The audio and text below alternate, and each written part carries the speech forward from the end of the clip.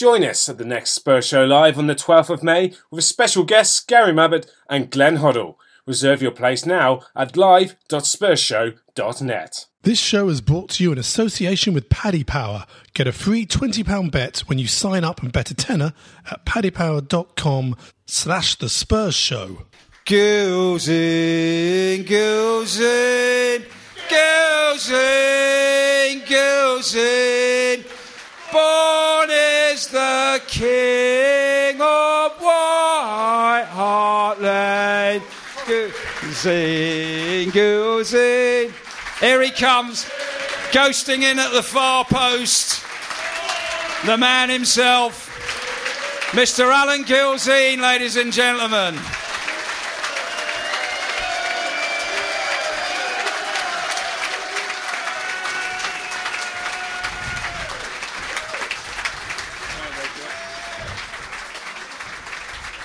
Wow, fantastic. Thanks for that. Brilliant. Thank you. Right.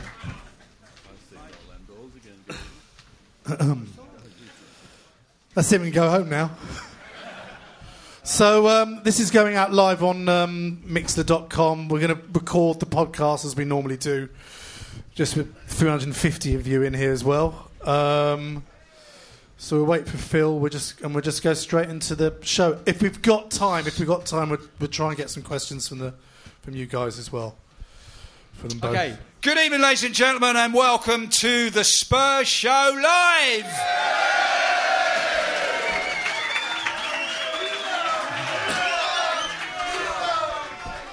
Oh, look what's happened. I don't know if anyone's watching on the electric television, but that's not supposed to happen. Anyway, it's great, though, because it's really live. This is actually happening live. This is a live version of the Spurs Show, and we've got a wonderful audience here in a Oh, beautiful. They're lovely, aren't they? Lovely lot. I don't care what anyone says, you're still my favourite. Yes. Anyway, oh, look at that. Oh, dear, story of my life. Mr. Topical. Yeah. Anyway. Right, and we've got a very special show for you tonight, and I think people are listening live, Michael. Yeah, live on Mixler.com. Yeah, how about that? So we're all going live, folks, to sound like you're interested. I know you've come to Dingwalls, it's a tourist attraction. It's actually not called Dingwalls anymore, it's called Highlights. Anyway, this is the Spurs Show Live, and tonight it's very special because we have two guests on here who obviously Tottenham fans will be familiar with. I sincerely flipping hope so, if you follow this great club of ours. Sitting to my right is a gentleman called Mr. Alan Gilzean.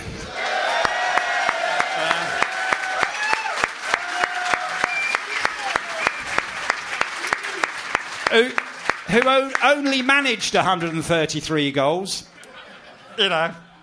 Really, Gilly, 133 in 343 appearances. That's not bad, is it? Good, That's quite a good return, isn't it, mate? Well, should get him in. Move in. Quite good. I had a better scoring record at Dundee in Scotland. Oh, that's fantastic. Scottish football is easier. Yeah, and that record that Gilly's talking about was 169 and 190. Ronaldo-esque, I say. Messi-esque, if you can say that. And to his right, ladies and gentlemen, the Spurs goalkeeper, Pat Jennings.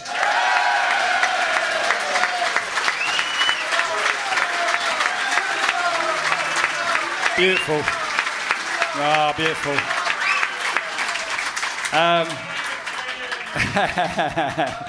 Fantastic stuff. And, of course, not forgetting Mr. Mike Leigh, who's here.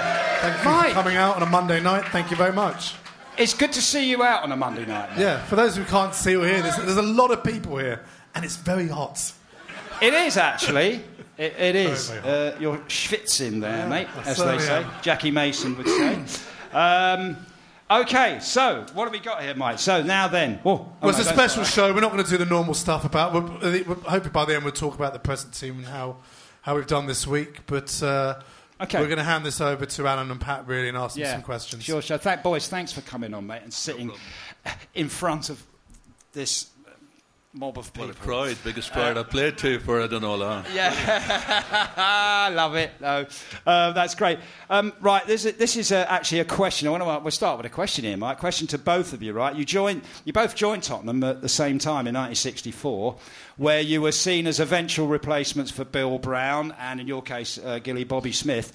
Do you know when you were both scouted by Spurs and the circumstances that got you to White Hart Lane? I don't know who wants to start that. I mean, do you know when you were... Alan? Well, first of all, I asked for a transfer from Dundee, and basically because when I was a young lad, my ambition was to play at Wembley in a FA Cup final, and I was desperate to play at Wembley in an FA Cup final.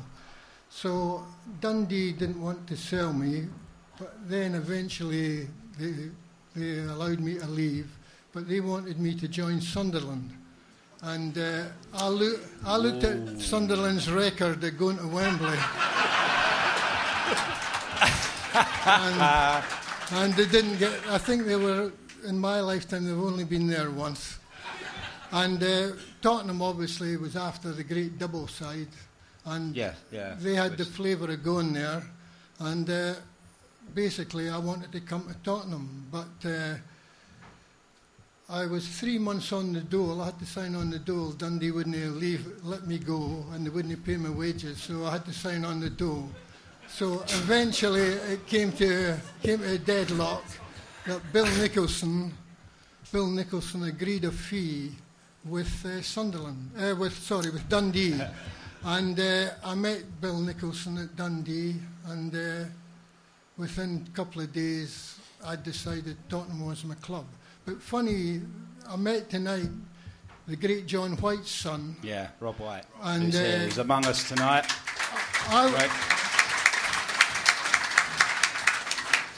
I was John White's roommate with Scotland, and it was John who really talked me into signing for Tottenham Hotspur. And I was greatly indebted to John for doing that, but unfortunately I didn't have the pleasure to play in the white shirt with him. So that basically was... how I came to Tottenham Hotspur. Yeah, well, that's great. Brilliant. That's great, Gilly. Cheers, mate. That's lovely. And for you, Pat, mate, you know, from Watford. And well, I joined from Watford. Literally, I got picked to play for the Irish youth team whenever I was 17 from playing from a local club, Newry Town. And believe it or not, whenever I got picked to play to go and represent Ireland, I wasn't fussy. I'd never been any further south than Dublin, any further north than Belfast at 17.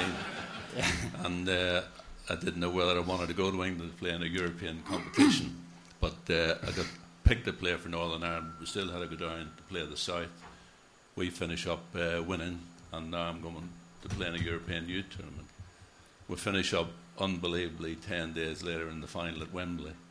So if you can imagine what a thrill that was, literally, in those days, unless you played in an FA Cup final or played for England or your country, nobody ever got to play at Wembley. Play at Wembley, no. So that was how lucky I was. I was back at work in one day, and then the next thing I got to go to train that night at Newry, and a couple of clubs were in for me, Watford and Jimmy Hill from Coventry. Signed for Watford, did 4 games to go at the end of that season. They didn't play me the first 2 games because they were in danger of being relegated. Got themselves out of relegation bother, and I played the last 2 games that season, and then went all the way through the next season, played every game the next season, and we missed promotion from the 2nd to the 3rd. So we went from a relegation threatened team 1 year, and the next year we missed promotion by a point. So I obviously had a fantastic year, and it's, as you know, Watford's just outside London, and I was getting a lot of good press for the local papers and that. So I went home again the next year to Ireland on holiday, and I get a call through the close season to come back. That, by the way, he wanted me back. Bill McGarry was the manager. He wanted me back to do some extra training. So he picked me up at Heathrow and said, "Do you know why you're here, son?" I said, "No, I believe back to do some extra training." He said, "Well, actually, no, the great man himself, Bill Nicholson's waiting for you at Vicarage Road." So that was me, went back. Yeah. And believe it or not, I didn't sign that day. And I went back home to Ireland without signing. It was a money problem. not like Gilly, but more or less. I think Watford had paid $6,500 for me 1 year, and then I'm being sold. I asked Bill McGarry what was the fee was. He said, none of your business. So it wasn't the day of it. Nowadays, agents know first what the fees are, and they're getting a cut of the transfer. Yeah. And I didn't know in those days that you weren't eligible to have a cut of the transfer. So I actually went back home without signing, and then after about a week I got a letter from Bill to say, have you thought any more about your move to Tottenham, because if you don't want to sign, I've got to go and get somebody else. So within a couple of days then Watford were on, and they actually came to Belfast, and I signed on the night in Belfast, signed a 2-year contract. It was like getting blood out of a stone, getting money from Bill Nick. You probably found that as well, wasn't it? Yeah, I heard that. Unbelievable. Amazing. Yeah. Anyway, Alan, I've got to tell you as well, my first contract with Watford was £23 a week and 25 and made the first team. And believe it or not, I thought I'd won the pools. Couldn't believe it. So now I'm joining the great Tottenham, and Bill said, right, your wages will be £35 a week. Wow. I said, Bill, I take home £35 a week at Watford. So he obviously didn't believe me. He said, I can check on that. And I said, plus the fact, Bill, I'm an international as well. I'd actually played a couple of games for Northern Ireland from Watford.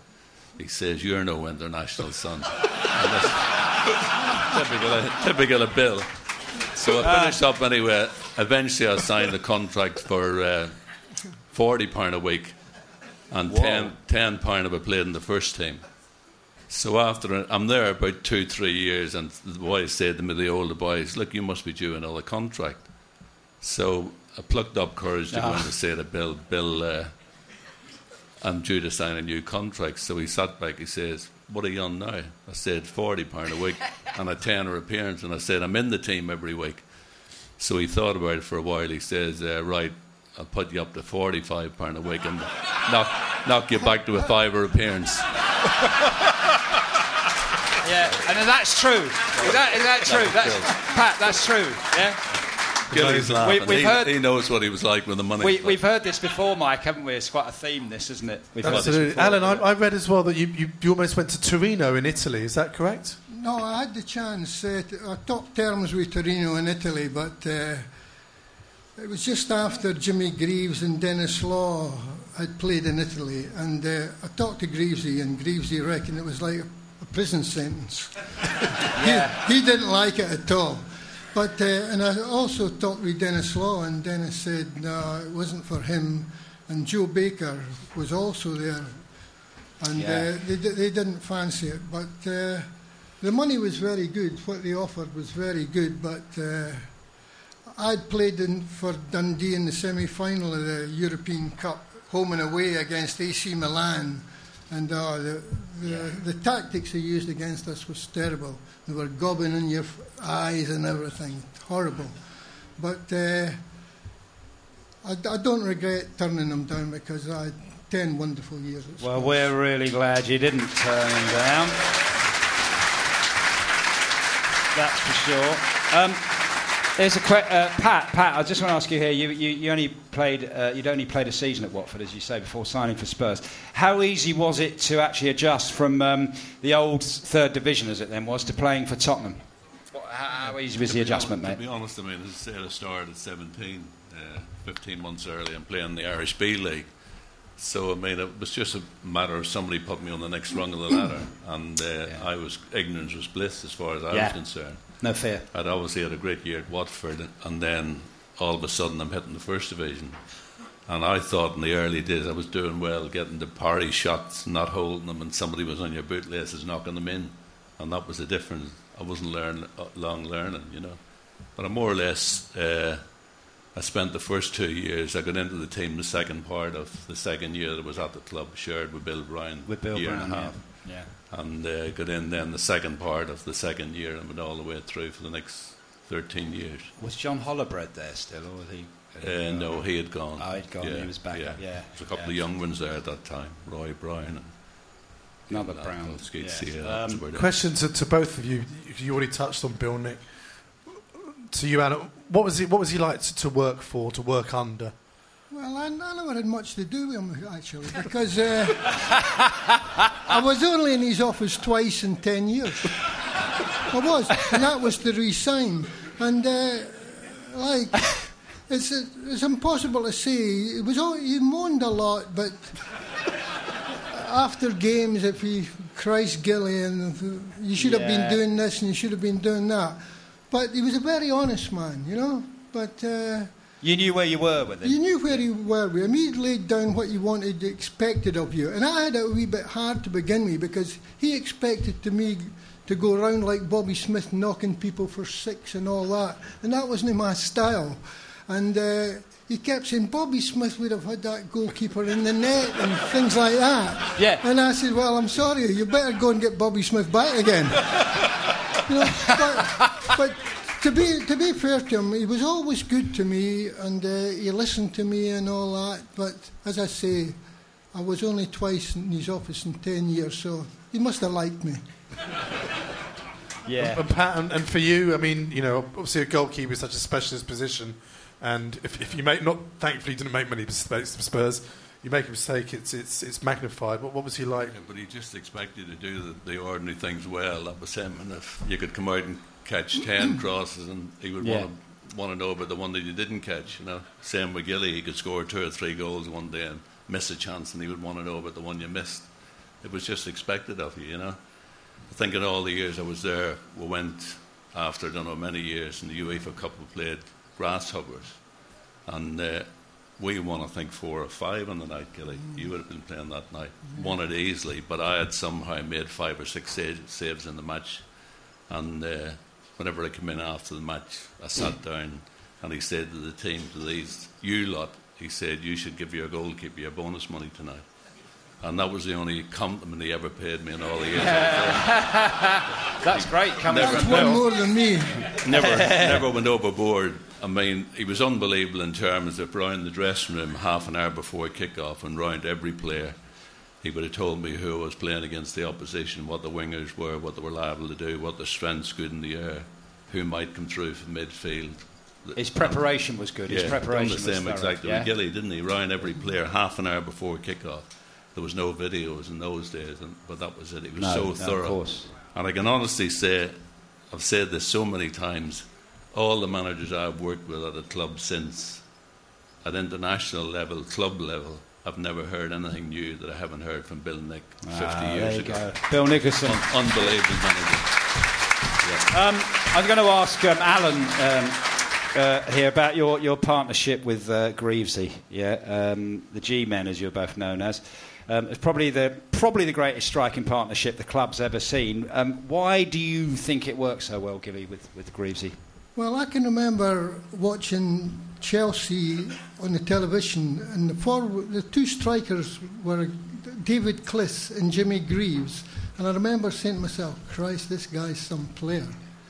And a few years passed, and then I went to watch Scotland playing at Wembley, and England thrashed us 9-3. Not too many Scots in here, There's no need for that. Anyhow, England thrashed us 9-3, and Greavesy ran amok. And the following week he was away to Italy. And then the next time I bumped into him, I played for the Scotland under-23s at Aberdeen. And Greavesy was in the opposition. And again, they beat us. So when it comes to time to sign for somebody, I said, if you can't beat them, you've got to join them, haven't you? It's as easy as that. But when you line up with a guy, like, he was so unassuming, no big-headedness at all, right down-to-earth guy. But when he got on that park, he was quicksilver. He was so quick, wasn't he? He was quicksilver, and his awareness and his calmness under pressure. And I've said recently, when I watch Lionel Messi now, that was like watching Greavesy all these years ago.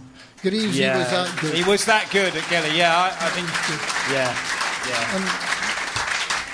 And it broke my heart the day he left Tottenham, because I don't think I think he was rushed into leaving Tottenham with a swap with Martin Peters. But he seemed to lose faith in his own ability then, and that was very sad because he was one hell of a player. Yeah. That's great, Gilly. Question for Just talking about Gravesy, for me there was nobody to touch him. I say that every week. Just in the class of his own, unbelievable. And for me, my first international played England at Wembley. First year I played against England. We were 3-0 down at half time. Gravesy had got 3 of them. Finished up, I think at the end of the match we lost 4-3, got back into the second half. But that was my mate Jim, 3 goals against me. And as Gilly said, I had so many years of regrets afterwards, thinking somehow we must have been able to do a deal to obviously buy Martin Peters and keep him at the club, because I think he could have played for Tottenham for the next 5 or 6 years. Exactly. He came back every international, your international testimonials, Gilly. He scored in mine, scored in Gilly's. Every international he just come back. He'd been away from the game 5 or 6 years and scored for fun. Unbelievable player. And for me, from looking back my early days, I obviously struggled, didn't know what was required in the first division, and I probably cost him I don't know how many bonuses, but he'd come in after matches, put his arm around me and say, "Son, don't worry, you're going to be the best." And I've never forgotten him for that. As Gilly said, he was so Jimmy Greaves. Jimmy Greaves. Mike? As a goalkeeper, as the Spurs fans out there, we've had a few good goalkeepers in our time. We've had a lot of terrible ones. We've had a few. Terrible keepers. How important was it in that team for you to have a relatively stable back four? You look at now, through injuries or rotations, we don't seem to have a week in, week out, the same back four. When you were playing that sort of mid-60s team, what was the sort of back four in front of you, and how did that shape your game? Without a doubt, I mean, you get stability playing with people that you know week in, week out. And after we joined, the great Mike England joined us. And I mean, what a centre-half Mike was. Oh, yeah, he was one of the best. He was one of the best. Dominant in the air. If he didn't get them, I got them. And I mean, in those days, everybody played with wingers. The crosses used to come in with snow on them. So if I didn't get them, Mike got them. So with no danger, with 2 unbelievable fullbacks in Cyril Knowles. In the early days, I followed Ron Henry. Peter Baker was on the other side, but then Joe Kinnear and Cyril. And my safety net was Phil Beale. Alongside Mike, he was my follow-up merchant. I used to say to him, Phil, and everybody before I went out, follow-up guys. And if I lost it or parried a shot or made half a save, Phil was always there to clean up. So that's sort of it. I mean, for me, that was so important. But I mean, the team, unfortunately, we were trying to emulate or follow the double-winning team. And all these new players were coming together. The same as we've got a problem now with so many new players. But somehow would seem to gel quicker. But having said that was always the problems were set, that the team was never going to be as good or trying to be as good as the 60-61 team. Right, I was going to ask you a question for both of you. Your first medals for Spurs were the 67 Cup final win against Chelsea. Jimmy Robertson, Frank Saul. We remember. What are your memories of that Cup run, Gilly and Pat, and the final? Gilly? Yeah, well, the early rounds, I can remember... Birmingham, Millwall. Birmingham, we drew Birmingham, and I think we thrashed them at 6 or something at White Hart Lane. Then we had a difficult time, Millwall away, and we come away with a draw there, and it wasn't a good game the second game either. We scraped through at White Hart Lane 1-0, but we didn't play well. But after that, we started to play, and the Cup final, well, that was special. It's special for everybody, the FA Cup final, because I don't think, like, when comes May time and the cherry blossoms out, it's great for footballers to go around that North Circular Road, especially from Tottenham, with all the blue and white flags out, you know. That is a special was that your dream? That was your dream, to play at Wembley in a Cup final as a kid, sort of thing? That was one of the reasons to sign for Tottenham. That was my dream. It must have been unbelievable, England, sort of walking out. And like to win it and all that, and the camaraderie after the game. You had Dave Mackay saying to Joe Kinnear, Joe kept looking at his medal, like Joe was only 17. And Mackay had 3 medals by then. Yes. And he says, don't worry, son, if you lose it, I'll give you one of mine, you know. That was the sort of guy Mackay was, you know. When we came out the tunnel with the Chelsea players, he was looking at the Chelsea players and saying, you don't fancy it, do you? And, I love it. And that's the sort of character we had as a captain, you know. Like, the big barrel chest used to come out, and he just wanted to attack. And he was a phenomenal player, Mackay, wasn't he, Gilly? People talk about him as possibly... He was the heart of the club. Every game he played in, he wanted to win. Yeah. I was playing golf once with him, with Jimmy Robertson, Dave Mackay and me, and we were playing in San Francisco, and we're playing golf. And I was out of it. There was a knockout tournament between the three of us. Coming down the 17th, Robbo and Mackay were level.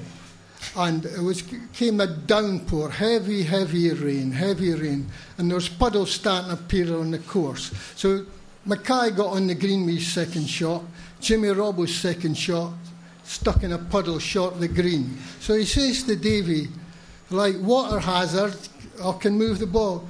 Mackay says, you don't move that ball. He says, that puddle was there before you played your second shot.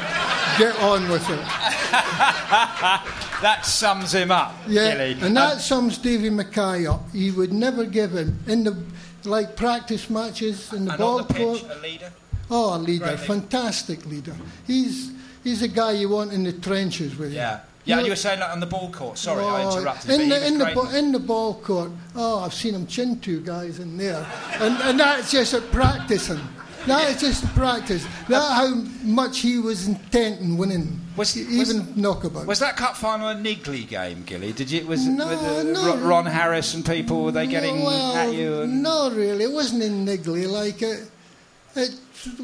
In a cup final, it's bringing the trophy home. It's all important, you know. Nerves? Did you play with nerves at the beginning? Were you nervous? Yeah, I think everybody's nervous, because most of the Tottenham team at that time, apart from Davy Mackay and Jonesy, who was by then a substitute, we were all new to it, you know, and none of us had ever had that experience before, only Mackay, but he did well to calm the nerves. And Pat, obviously Pat, Chelsea, we scored first, didn't we?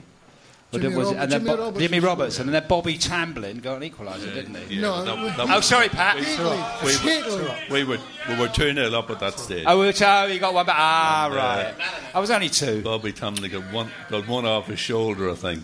But I mean, I thought... Bit lucky, was it, Pat? Yeah. No, it was my fault. I should have done better.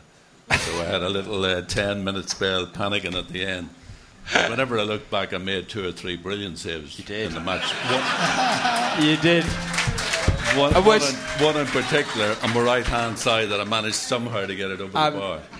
From Charlie Cook. It's on YouTube. You can see it. I've seen it. But I mean, going back, from my point of view, it's always nice to get your first medal under your belt. And for me, that was my first cup final. And even the thought, we played Forest in the semi-final, Gilly, didn't we? That's right. Struggled against Millwall, eventually beating them 1-0. I think then we played Portsmouth, Bristol struggled City, against Bristol City. I think Forest in the semi. Twice taken penalty in that match to get through to the next round against Bristol. There was 2 penalties in that. Saved one. I think I don't know what somebody moved and saved the second one as well. But then we went to Forest, who were a hell of a team. Yeah, they were a good side. And they actually finished runners-up to Manchester United. They did. League. So that was how good they were. We were third, weren't we? Mackay that day, do you remember he gave big Frank Wignall, put him out of action. I don't know what happened in the match this day. But it was a free kick into our box, and Mike England was going to pick up this Frank Wignall. And Mackay said, leave him to me. And Mike said, you can't mark him, he's about 6 inches taller. And he said, clear off, leave him to me. And somehow Frank Wignall was picking himself up off the deck and finished the rest of the match wasn't he? Really struggled. Oh, God. So we won the match, but for me, then the final, there was another Newry man, a fella from the same street as me in Northern Ireland, a fella called Peter McParn, had won the cup for Aston Villa, scored the 2 goals against Aston Villa Man United, 1957. So I could remember me as a kid going to the celebrations whenever he came home. So now I'm getting telegrams from, I think, half of my Newry messages, letters, make sure you bring home another medal to Newry. So the pressure was really on. But so it was a fantastic day to get that first medal. Absolutely. It meant so much then, the FA Cup. Now, you know, you didn't know when the games are played while there's other league games going on. And the pressure, I mean, the Premiership's around the world now. In those days, the FA Cup was the only thing that was around the world from our point of view. Yeah, and we got an easy one in the third round this season, didn't we? Yeah, no problem. Alan, in the subsequent Cup Winners' Cup run after he won the FA Cup, I read about in the Martin Clough Adam Powley book, and they're both here tonight, the Glory Nights. There was quite a game in Lyon when Alan Mullery was sent off for fighting, and there was talk about it carrying on down the tunnel that night. And I believe there was a bit of trouble with you and Bill Nick. Bill Nick got involved. Yeah, well, what happened, Mullery and a guy called Guy, they clashed and they both got sent off. And the referee was going to be sending the wrong guy off in the French team. And I pointed out to the referee that it was Guy who was the offender with Mullery. And eventually he sent Guy off. But coming down the tunnel, there was just an atmosphere there was going to be trouble. And I says to Pat, whenever I came up at half-time, whenever it went off, everybody joined in. I started to run out to get him. They were kicking lumps out of each other. Oh, yeah. And all of a sudden, the crowd, they had beat me to it. They got to it before I got there. So I backed off, and eventually it was all settled down. And whenever I come up at half-time, Gilly's waiting on me. He says, "Hi, big man, there's going to be trouble here. Will you keep an eye on me?" Like, a minder. Yeah, a minder, eh? So lovely. It was lovely. This dressing room, into the dressing room, Gilly, when it was like the sidings for a railway station. There's doors everywhere, like, and I'm going through watching the doors. The next minute, I hear bang, this fella's chin Gilly. And now, my minder, eh? Yeah, the minder. So now Bill Nick, he's in front of me. He's in this guy's on his back, him with a big trench coat, isn't he? Bill Nick fighting this bloke. You so and so, you know. That was the story, Gilly. It was an enjoyable match. But the funny thing is, the replay we got them at White Hart Lane, and this was really funny. Like, Guy obviously couldn't play, and unfortunately Mike England was injured, he couldn't play. And lo and behold, they beat us. We beat them 4-3, but on away goals, they went through. You know? And I can remember coming in, and he got a hold of Gilzean and me, Bill Nick, and he gave us a right rollicking. We'd scored 4, but the defence had lost 3, and we were out on away goals, and Bill Nick blamed the forwards. Yeah, it's a funny old world, isn't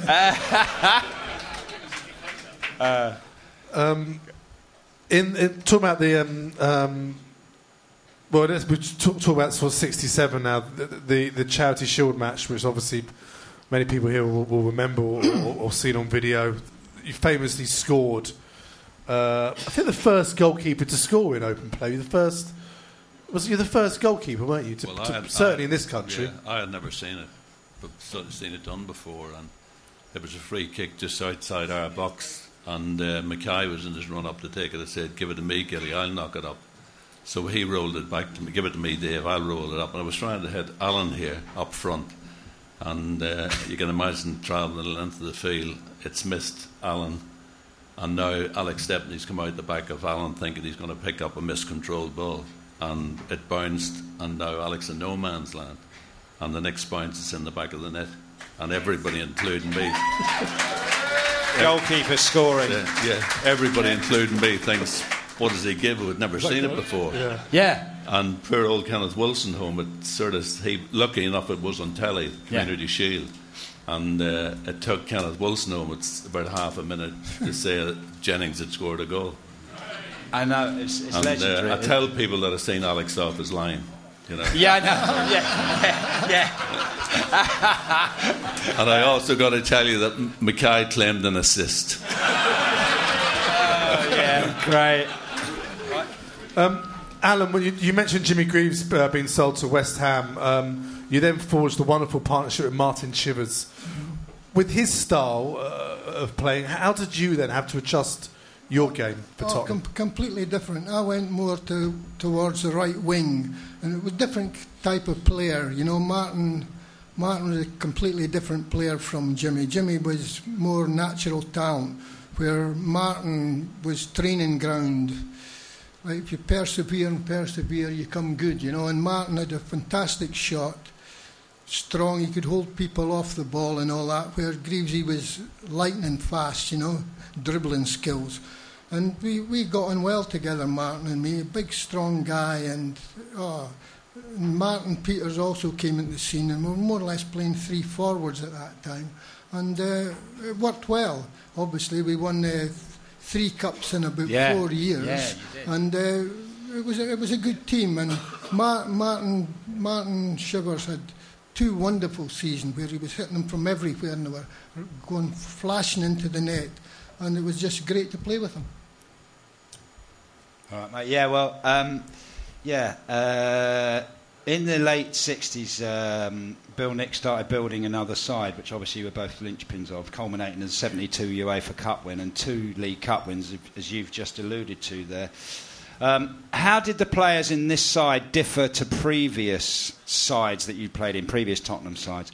How did it differ, and how did the style change, kind of thing, from the early... This defensively, it was much the same, very similar. OK, Mackay had left, but defensively, we were more or less the same outfit. Pat was in the goal, Joe Kinnear and Cyril, Alan Mullery, Mike England and Philip Beale. They were a stronghold of the team. It was just more or less the forward line that had changed. And we had to change our style, because at the beginning when I went there, we had 2 flying machines on the wing. We had Jimmy Robertson on the right wing and Cliff Jones, fantastic Jonesy on the left wing. And these 2 guys could take the ball from just outside their own penalty box, away from home, and take it the length of the park. Yeah. And that was great pressure reliever for likes of Greavesy and me and that. But basically the defence was the same, but the forward line changed, basically because we played a more higher balls. We could throw more high balls into the box. Martin Peters, who was great in the air, Shivers good in the air, and myself good in the air. So there was more aerial stuff. Yeah, right. Yeah, and actually, notice this is for both of you. You both played with some wonderful players, and the whole social culture at Tottenham was well documented by Hunter Davis in his book The Glory Game.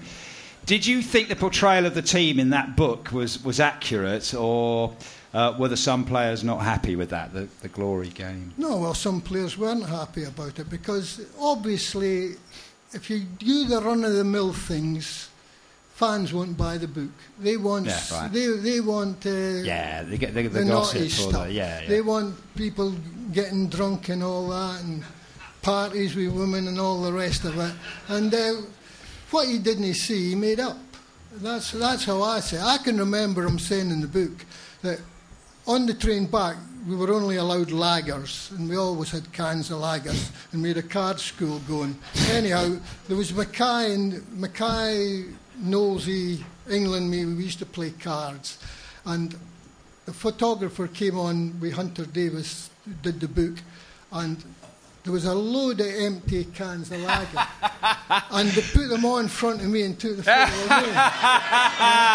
Oh, Gilly. I agree, I drunk my share, but not that long. Mate, you know, I didn't drink a lot of it, you know. But that's how things happen, and they make headlines of it, and in the book it goes.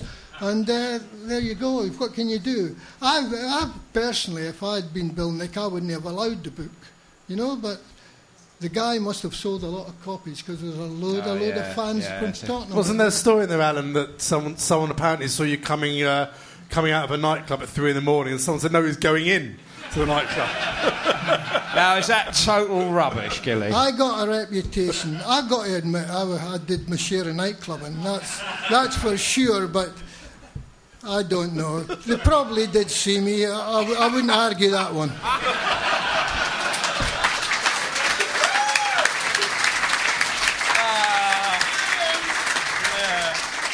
But it's fair to say, I mean, he spent a year with us, so that was the way he seen us. I mean, he described me in the book. He said I was a bag of nerves. And I mean, I was telling you couldn't believe that, Gilly, could you? How could you say the best goalkeeper in the world is a bag of nerves? Let's be honest. But that was the way he seen me. That was obviously him. And I mean, I can understand, because before we went out every match, I'd have been round the same players, round the defence, follow-up, knockdowns, same to the forwards. That was the last thing I said before going out every game. Follow-up boys at both ends. So I don't know whether he read that into me being a bag in there, but that was the way it was. But as I say, he spent a year with us, went round, interviewed all the players, and I mean, the book was what it was. But I suppose, as Gilly said, if you need to make something interesting for the fans to read. Yeah. But to be fair to him, that was the way he seen it. So it wasn't a weekend job. He spent a complete year with us. Yeah, fair enough. Gilly, I'll ask you, Gilly, you retired from Spurs in the 73-74 season, and what was behind your decision to retire then? To retire? Well, the decision came like the pre-season, the previous season. We get hard training. It was at Cheshunt these days, the training ground, and it was really hard, the training. And we were getting laps, and I was always good distance running, I could go forever. And my legs seized up. And Eddie Bailey, the assistant manager, used to shout, "What's wrong with you? You've been out drinking and all that." I says, "My legs have seized up." And Bill Nick, he must have gone through it when he was a player himself. He took me aside and he says, "Right, you don't do all the heavy training." He says, "Do what you feel like." And I'll be eternally grateful for him for that, because he must have gone through it himself. Yeah. Because when you get 35, 36 or 37, the brain's sending out the messages, but the legs are not reacting. Yeah. That's the first time you realise you're on your way out. Yeah. And I had 10 wonderful years, and it was time to go. It's time to go. So you just got to accept. And you were all right with that decision. I was definitely all right with it. Question to Pat. That's I think all of us have always wanted to really know this. When Bill Nick went, the Terry Neal came in, and then Keith Birkinshaw. We all know what happened. The club sold you to that lot down the road for a measly £40,000. What? Tell us that. What was the story? How did you feel? How did that come about? And who should we still be sending death letters to? Who is to blame for what happened in 77?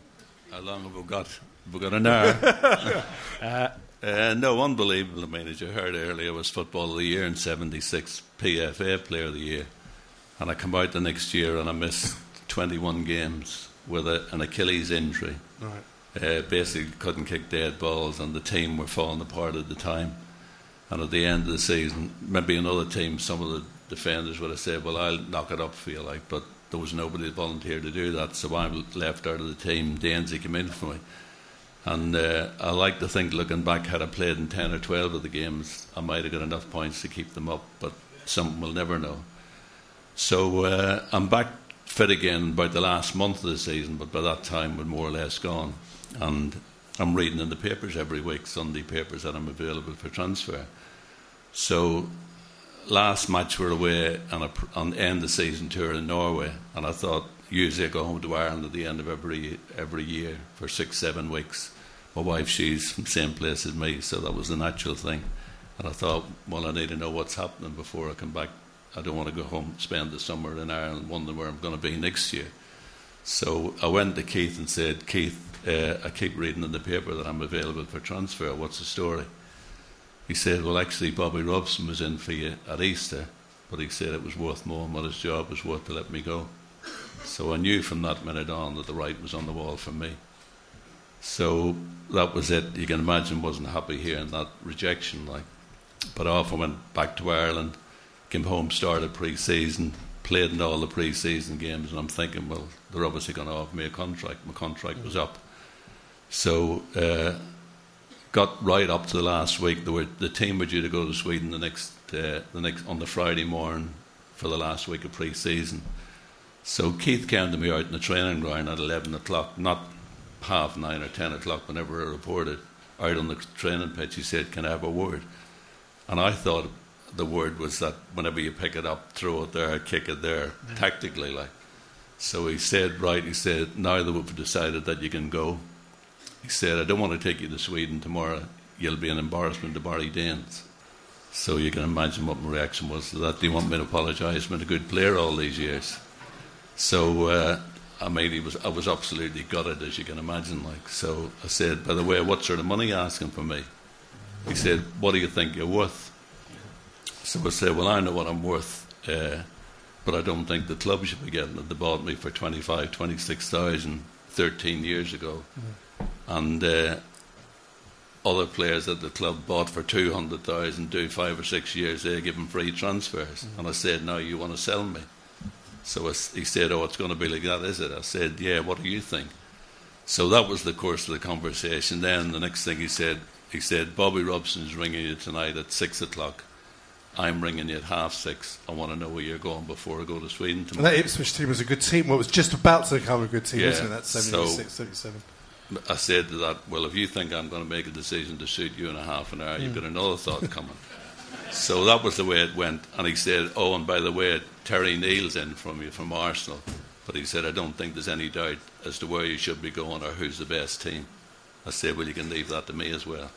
So that was a conversation. Terry Neal, to be fair to him, a month before, he's reading in the papers the same as me that I'm available. He rang me and I said, "Terry, there's no way I can go to Arsenal. Can't happen, won't happen." So I left Keith anyway. That was the way I left him, on the training pitch. That afternoon, Bobby Robson rings me. I do the business with Bobby Robson, literally 10 minutes to go to Ipswich. He was going to let me where I live now. Travel 2 days a week to train, plus obviously turn up on match days, giving me a 2-year contract. He said, "You can take it, the deal's done. You don't need to speak to anybody else. Take it as done. We're in Holland, and I'll speak with the directors tonight, but take it as done." So that was the way I left him. He rang me back in the night. Meanwhile, I've got Man United ring me up. The little coach at Tommy Kavanagh, you remember him, Gil? He was in Nottingham Forest. He was also our coach with the Northern Ireland team with Danny Blansflair. So he rang me up. It's out in the hotline that I'm available now for transfer. So he rings me up, "Come to Man U for 2 years." So I said, "Right, let me think about it, Tommy. Very nice, fantastic offer."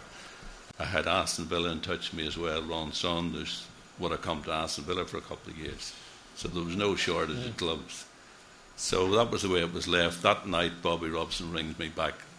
"We've got a problem. Trevor Weinmark broke his leg. Whatever money was spent on me, he then had to buy an outfield player. So the deal to Ipswich was off." So meanwhile then, the next day, I go to the ground to say cheerio to the players, because I know whenever they come back the next week, I'll be gone. So I'm through the car park, hugs all the lads that spent 10, 12 years there. Shake hands, hugs, and thanks for the good times, boys. So they're all on the coach now, and meanwhile I'm stood at the side of the coach. The directors come up from the office at the bottom of the car park. Every one of them walked past me, totally blanked me. Not even a phone call from any one of them after that. And whenever I went home that day, I said to them, "Missus, give me Terry Neal's number quick. Oh, really? There's only one place I'm going, and it's over the road where I'm going to create the biggest embarrassment I can for those directors." And that was me. Oh, there you go. There you go. Just to finish the story, even the day I signed for, I went over with the assistant secretary at Tottenham, a little fella called Peter Day. I've been out and done the medical, walked through the medical. I was still at 32 in the top 6 at sprints at the club. So I knew there was no shortage of, fitness-wise wasn't a problem. So I'm in the room, I've done the medical, I've come back in, I'm sitting in this room with our secretary, and he said to me, "Paddy, are you sure you want to be transferred?" I said, "Peter, what are you talking about?" I said, "I'm getting not one elbow, but 2 elbows here." So he said, "Sit there, don't sign anything up till I make a phone call." And he went out and phoned Sweden, spoke to the chairman, and spoke to Keith Birkinshaw, and came back like a little boy and said, I'm sorry, Pat, I've told them that you're being transferred, and worse, I've told them that you're at Highbury. And they said, carry on, no problem. You know, we know the goalers that followed until probably Clemens. I mean, 82 World Cup, even played the 86 World Cup, and they had the foresight then to go, nah. But I mean, unbelievably, I would never criticise Arsenal. They give me a 4-year contract. And the team is there throwing me out Tottenham out for 13, 14 years. I signed a contract, £5,000 a year more. I haven't kicked the ball for Arsenal, and a 4-year contract. And they give me another 4-year contract after I'd done the first year. Played 327 games for them, finished up in 4 finals. And they do everything absolutely first class. Never have a bad word to say to them. They are a fantastic club. I just wish that we were doing Tottenham. I wish that we were doing what they've been doing their successful years. Don't we all? And I mean, nobody. There's no doubt where my loyalties lie. I've been at the club 13 years. I actually went back again for another year before the World Cup with Peter Shreves. Spent a year there, 85, leading up to 86. Whenever I finished after the World Cup in 86, I persuaded a couple of pals of mine to take a box at Tottenham. I was there for the next 7 years, seen every home match, hosted this box at Spurs. 93, whenever Ozzy came back as manager, he invited me back to be first team goalkeeping coach. I went from 1 day a week to 2 and 3, 4 days a week. And then they brought in somebody to do it full. That was 8 days a week job. I couldn't do it at that stage. And I'm still working at Tottenham now with the coaching, on the goalkeeping coaching.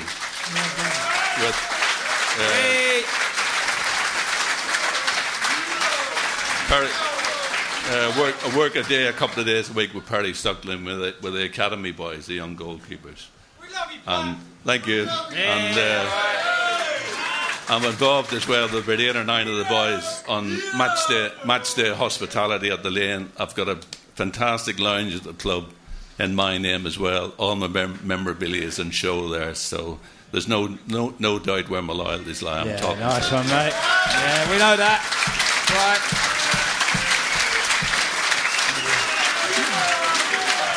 So nice to see after all these years how someone gets so emotional about our club. And sadly, some of the directors we had years ago, and you can argue whether we've got any better or not. It's up to you. Alan, we've got to ask you. We've got to move on here. Alan, we've got to ask you that to a lot of people over here, it's so lovely. We're only starting, mate. We're only getting going. Yeah, go on. Alan, you famously the rumours are you sort of turned your back on the game. You didn't go back to Spurs for many, many years. And hopefully nights like this show you the esteem that you're held in for the wonderful career at Spurs. There was also a really good book written about you, In Search of Alan Gilzean, written by James Morgan. I'm sure many people have read. Why did you supposedly turn your back on the game and come into be at Spurs and events like this for so long? I always enjoyed playing football. I enjoyed it very, very much. And excuse me. But when I finished, you lose a lot from your life, you know. And I never really enjoyed watching football. I enjoyed playing it. And that was one of the reasons I went away. And I just wanted to try and work out what I wanted to do with my life. And I went into the haulage industry and got promoted a few times there and became a general manager for a haulage company. And I thoroughly enjoyed haulage. But football, it breaks your heart when you've got to leave it.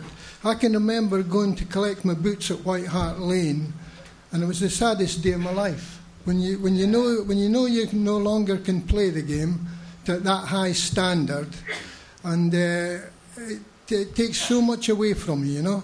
And I just decided that I'd stay away for a while. But because of this man here, he was. I went to a reunion game at Dundee Football Club where I started off, and Pat had a friend who he plays golf with, one of a band. What was the name of that? One of the Snow Patrol. One of the Snow Patrol band. Yeah. And he came and asked me for my autograph, and he said, Pat Jennings would love to hear from you. So I says, I've got his number here, the guy said. I said, well, I'll be back at Weston-super-Mare next week. Tell Pat I will phone him. And Pat was the reason I came back down the lane, him and Stevie Perryman.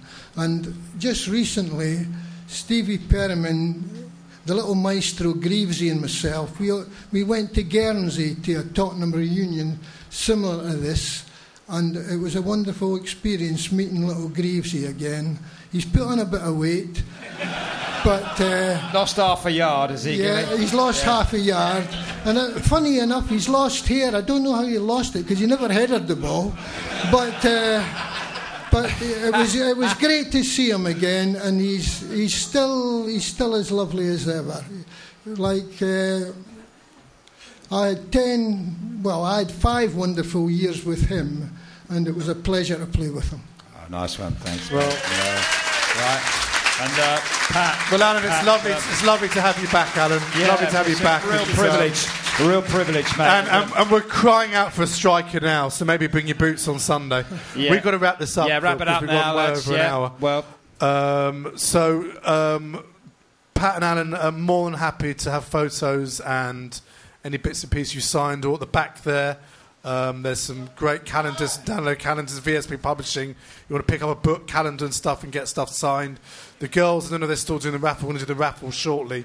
For now, for those of you listening at home, all the links, spursshow.net. Paddy Power are doing a special for Sunday for new signees. Spurs 5-1 to beat Liverpool. Any score, 5-1. Spurs Show, paddypower.com/the Spurs Show.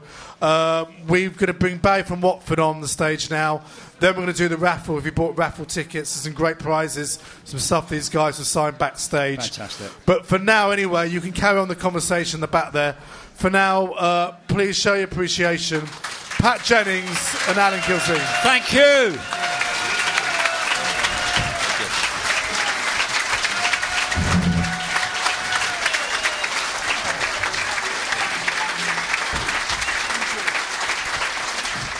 This show is brought to you in association with Paddy Power. Get a free £20 bet when you sign up and bet a tenner at paddypower.com/the Spurs Show. Join us at the next Spurs Show Live on the 12th of May with special guests Gary Mabbutt and Hoddle. Reserve your place now at live.spursshow.net.